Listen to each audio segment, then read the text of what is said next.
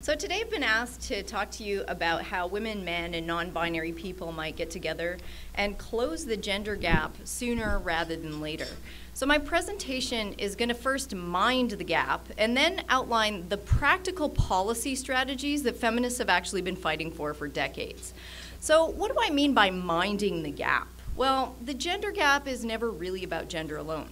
It's also about how racism, ableism, and other forms of discrimination intersect with gender in ways that make some people more likely to live in poverty, in ways that make some people less likely to have access to safe, affordable housing, and that as a result make some people more vulnerable to violence, more likely to become sick, and less likely to be able to access basic medications and health services.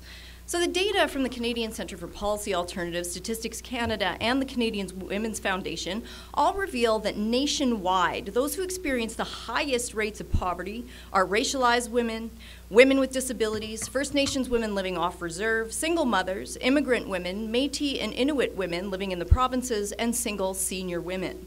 These poverty rates show that the gap doesn't actually stop at the intersections any more than it's limited to the men and women who are working at the same jobs with the same levels of education, yet still receiving different levels of pay.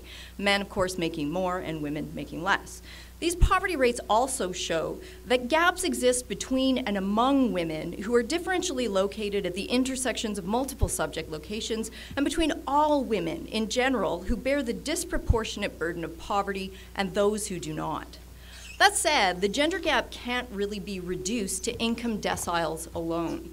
How much each person needs to make ends meet is a very important part of this discussion, but it's not the whole story. So to complicate things even more, it's also about whether or not people feel that they have the capacity to manage uncertainty, job loss, unexpected expenses.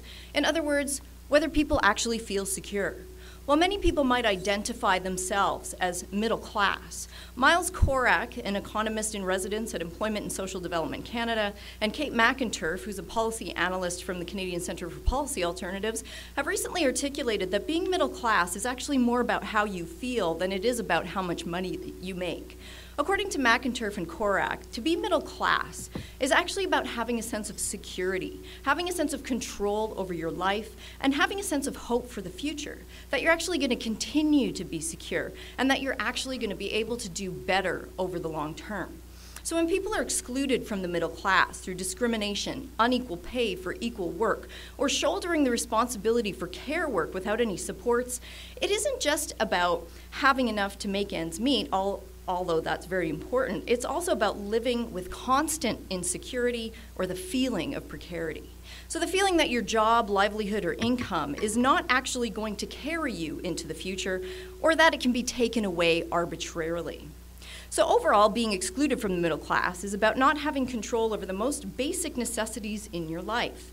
It's about wondering where your next bag of groceries is going to be coming from, or worrying about whether you're going to be able to pay the rent or the utilities on time, if at all.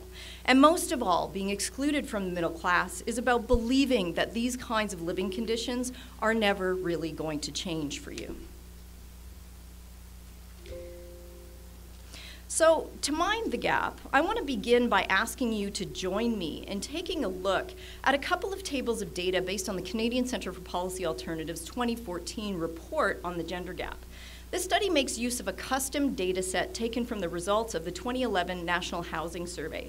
Overall, the report that was put out by the Canadian Centre for Policy Alternatives indicates that the biggest wage gap exists for Indigenous workers who earn on average between 30% and 44% less than their non-Indigenous counterparts with the same levels of education.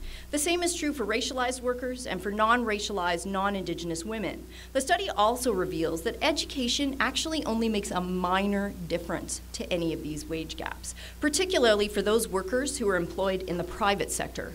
Overall, educated Indigenous workers make 44% less than their educated non-Indigenous peers. University-educated women earn 27% less than university-educated men, and educated racialized workers earn on average 20% less than educated non-racialized people. So the data that I've taken from this study looks at the general circumstances of a relatively privileged group of people. Those who, based purely on numbers, may be considered by you in the audience, or may even consider themselves to be among the middle class. But numbers alone don't really show us, they're not enough to tell us how people feel or how people would identify themselves. So look at these numbers bearing in mind that there's a lot that we do not and cannot know from the particular data sets that I'm going to be showing you here today. For example, how many children, if any, each person has, whether they live in a dual income household or whether they have dependent spouses or elders.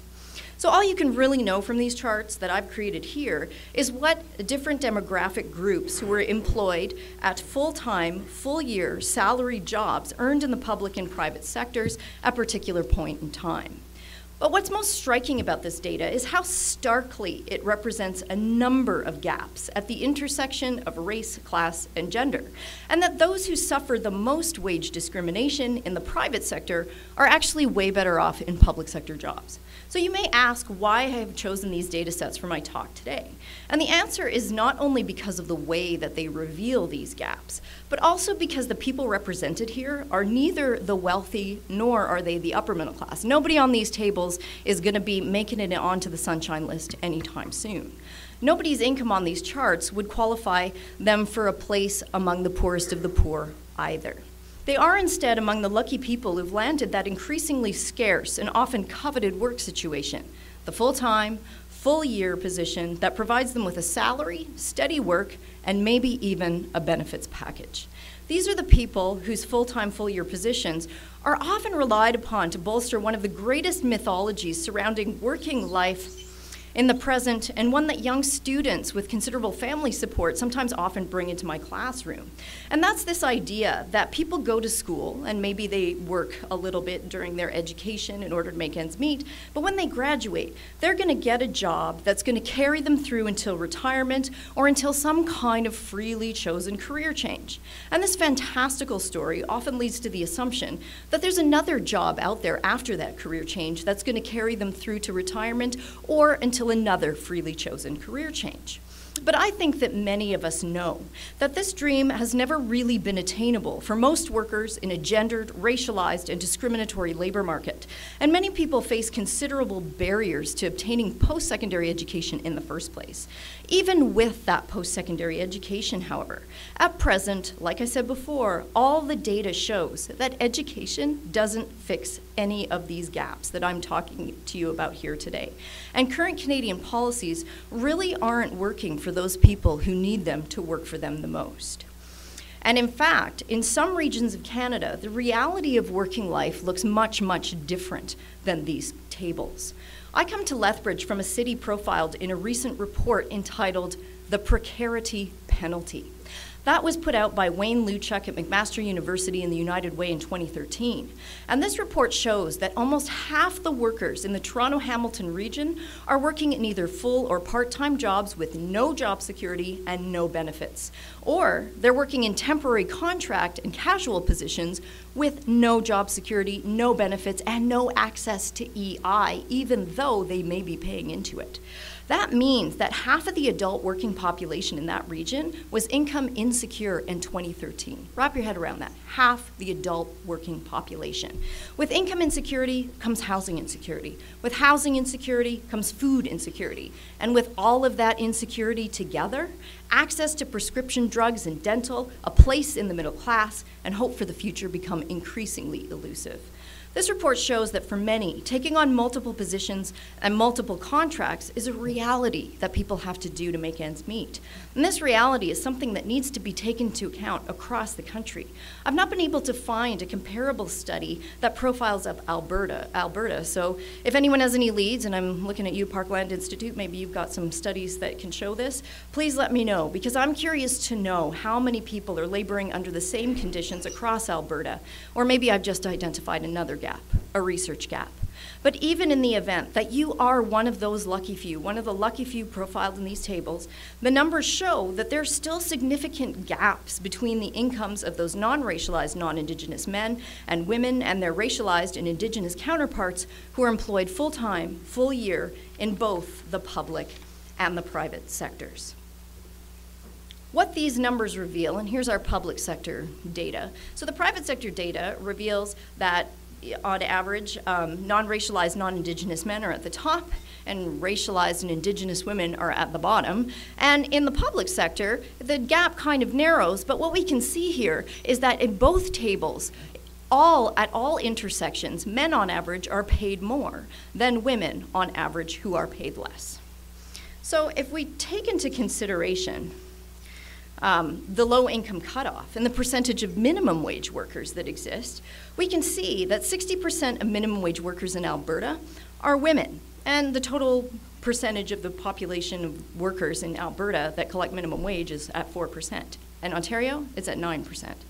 While the data disaggregates by age, revealing that over 70% of minimum wage workers are over 20 years of age in this province, contrary to the fantasy that it's only high school kids that work these kinds of jobs, that's not true. We're talking about people who are supporting households. We're talking about middle-aged people. We're talking about people with children.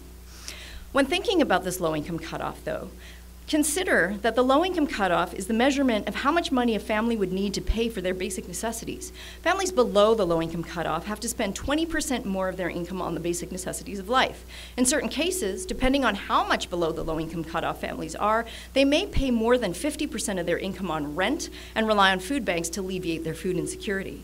Another measurement of relative poverty is the market basket of goods. This is usually what's relied on to calculate inflation, and it also measures the basic necessities or the cost of the basic necessities of life. So thinking about the low-income cutoff numbers on the slide, I want you to remember the salaries that we just looked at for people who might consider themselves to be middle class. I would actually say that some of those on the lower end of this salary grid are not really middle class when considering the low-income cutoff. These salaries that I've just shown you range from between $25,000 a year for racialized women between the ages of 25 and 39 in the private sector, and $76,000 per year for non-racialized, non-Indigenous men in the private sector.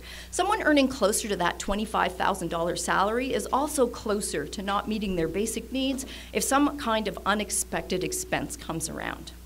Kate McInturf gave a talk in 2013 where she indicated that the dollar amount that it costs in a bigger city, somewhere like Toronto or Vancouver or Edmonton, to pay for the market basket of goods is actually about $27,000. So when you consider this low-income cutoff and consider those salaries, think about how much of a gap there is between being able to meet your basic needs.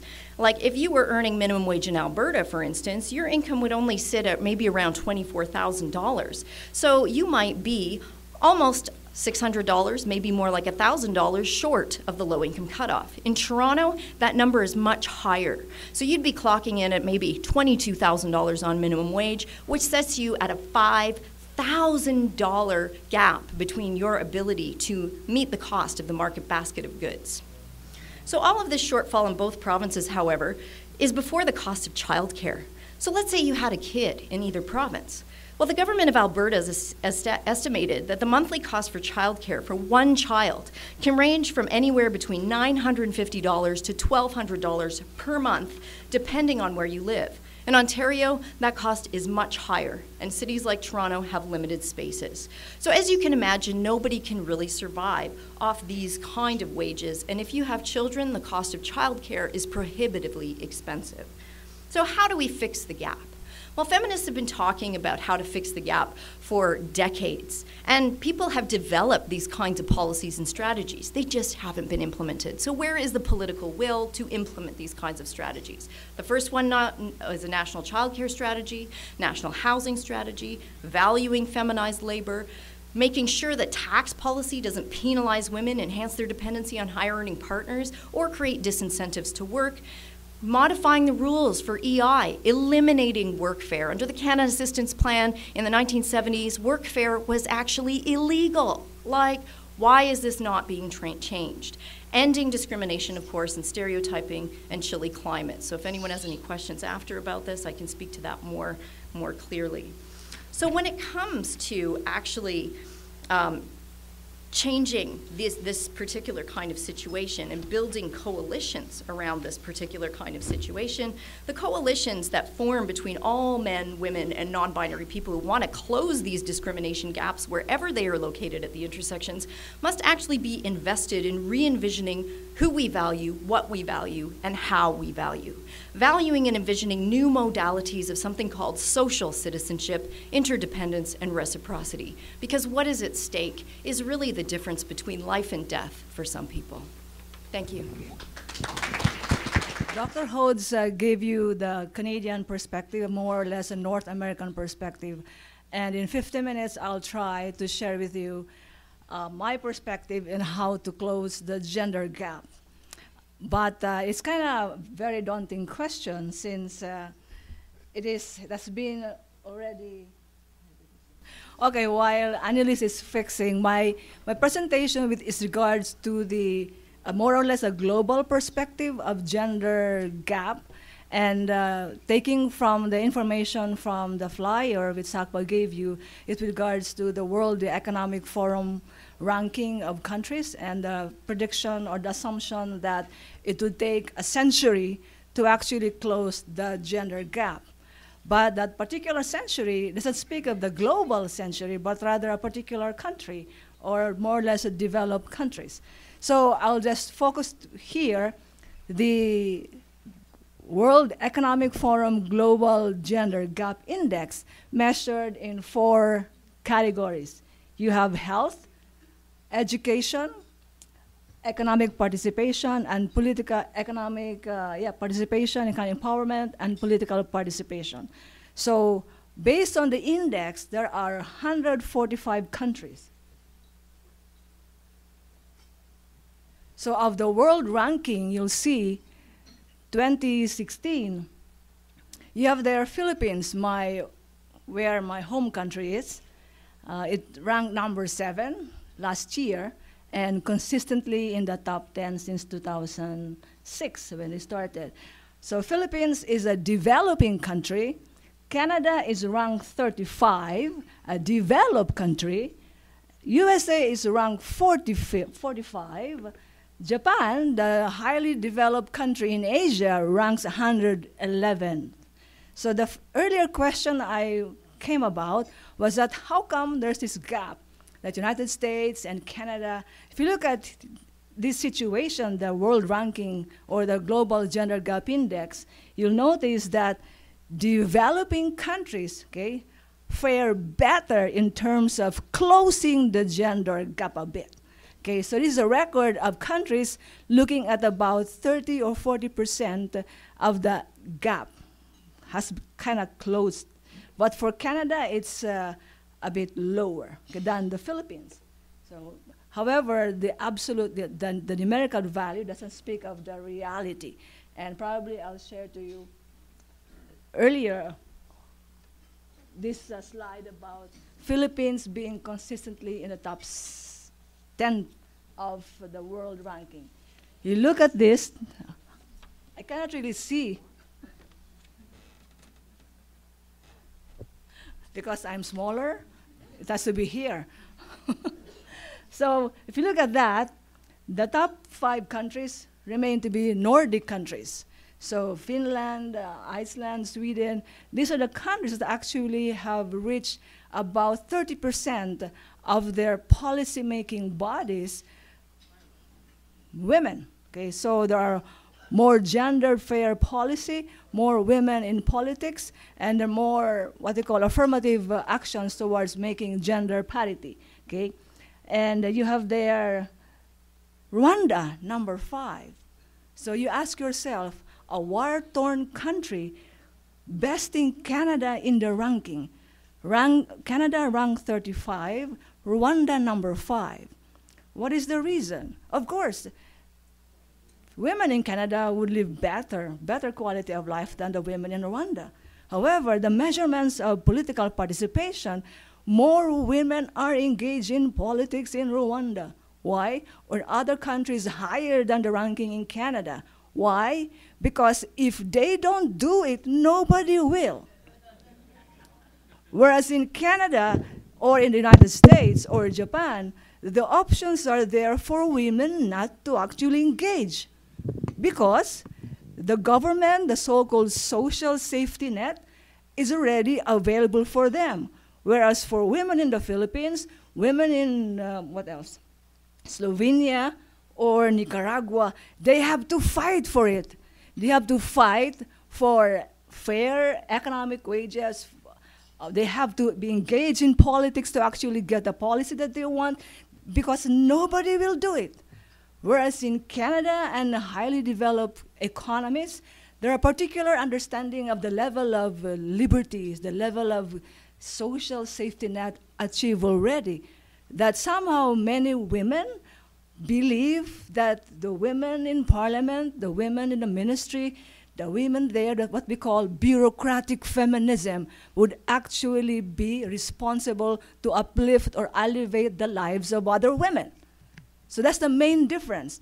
Although Philippines ranked number 7 consistently on the top, and Philippines is one of the more gender equal countries in Asia, it doesn't mean that Filipino women are better placed than Canadian women. First, there's no divorce in the Philippines. It's the only country in the world outside of the Vatican that doesn't grant divorce. So how could you say that you actually... Anyway, it's a complicated system that I actually will tell you later after my 15 minutes slant. The next one is with regards to, I think Caroline, Dr. Hodes mentioned about this gender wage, parity index. So if you look at this year, it's about 83%, 83 or 87%, something, to $1. If you compare that globally, this is more than half of the women in the world globally in terms of how they fare economically. You follow? So if, for example, I receive $1,000, that in Canada, that would be actually something like $500 or $300 globally. So in terms of the global picture, the women's economic productivity in terms of value is higher compared to those women who actually belong to these top-ranking countries. Follow? So out of the 145 countries, there are only 4 countries where more women than men are at work: Malawi, Mozambique, Rwanda, and Burundi. They're all in Africa. There are many reasons to actually do that, but simply, they have to do it. Otherwise, it's a measure of survival for many of these women. So that's in terms of economics. If you look into, in terms of political participation globally, and even in parliament, the national parliaments with a higher proportion of women members than the European Parliament. So there are more women in national parliaments than in the European Parliament.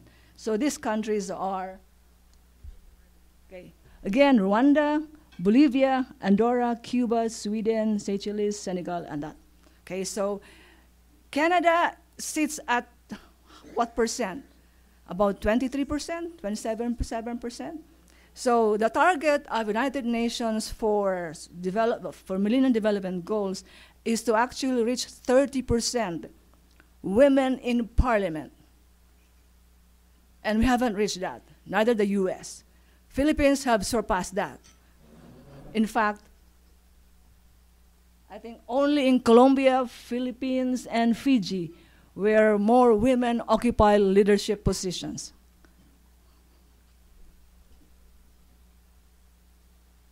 However, that is only one picture of the world, okay? Economics, politics, social aspect, but this is more important. Globally, gender-based violence kills, harms more women than malaria, cancer, traffic accidents combined. And that is actually a global pandemic. And that's one reason why, for example, removing the barriers for gender equality impinges on or reflects on the gender-based violence. So this is a global pandemic. The forms of violence inflicted on women in times of war and in peace, physically, sexually, psychologically, at home, in the streets, in schools, in everywhere. So if there's a sort of pandemic of gender-based violence, the other areas of concerns will not be, oh, the 1 million. Okay, so you all know about that fact. So in 5 minutes, I give you my formula for actually closing the gender gap. And I hope you remember this. If the only one that actually remember from my talk, because I'm fast, is this acronym, HASDEHA. Can you repeat? HASDEHA. HASDEHA means HU, human justice. ST, structural justice. DE, de, is decolonize. Ha, be happy for others. Okay, so in terms of human justice, the basic inalienable right of people, of human beings to be free, to pursue their happiness, to be educated, has not actually transformed to women after the Enlightenment. It has not fully made them completely equal since the Enlightenment. So human justice is there, human rights, and I think you understand that. Structural justice in terms of family, schools, institutions, the policies that Dr. Hodes mentioned. If the structure creates the realities in which we live, so if the structure believes that you are less than the other, it actually produces a reality generationally. And you follow? So we have to work on structural justice. And Caroline mentioned a number of those. Is decolonize. It's a way of shifting our thinking. It's a shift of paradigm. It is not a matter of, I am better than you, therefore I should do this, you should not do that. It's not the case. Decolonize is a way of knowing, a way of thinking others. You know, it's a different paradigm shift, which probably I'll talk about in the question period. The last is very easy, but kind of hard. Happiness for others. Why can't we not be happy for our women, for our female children, for trans, for gays, to actually be who they want if they would actually harm anybody? Okay, there is no, if somebody wants to do art and wants to become a doctor, it's better if a doctor knows art. If a doctor is an artist, we're better off. It's not actually a measure of one over the other, but we have to be happy for others. Our heart is bigger than we could actually encapture many of those, what you call empathy, love. Do it. However, it's kind of hard sometimes. The simple formula is simply overall, human justice, structural justice, decolonization of the minds is in reality happiness for others. You know, why can't we be happy for others? Thank you.